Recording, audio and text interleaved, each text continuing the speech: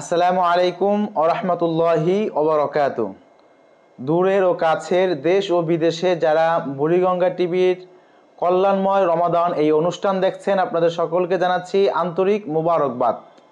সুপ্রিয় দর্শক, আজ আমরা কথা বলবো সাহারি না করে রোজা পালন হবে কিনা। সুপ্রিয় দর্শক, একটি বিষয় খুবই লক্ষ্য রাখবেন। সাহারি শব্দটি হচ্ছে শেষ রাতে খাবার খাওয়া।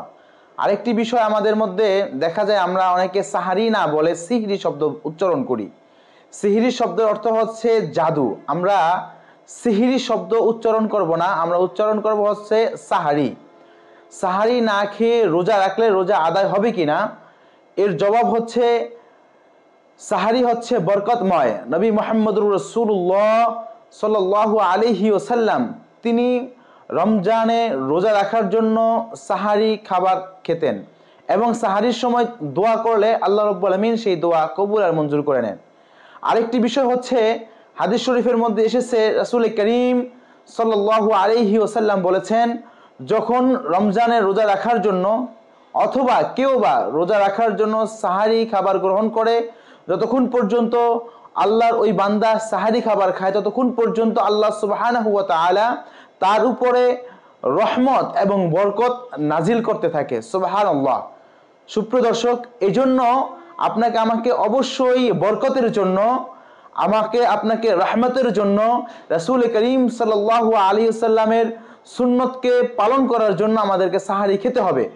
অনেক সময় দেখা যায় অতিরিক্ত ঘুমের কারণে কিংবা সময় চলে যাওয়ার কারণে আমরা সাহারি খেতে পারি না।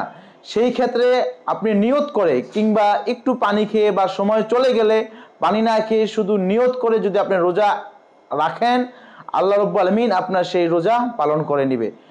এই জন্য আপনাকে আমাকে অবশ্যই তাহাজ্জুদের নামাজ আদায় করতে হবে, অ্যালার্ম দিয়ে রাখতে হবে, কোনো ক্রমে যেন সাহারি মিস না হয়, আমাদের সর্বদা এই চেষ্টা করতে হবে।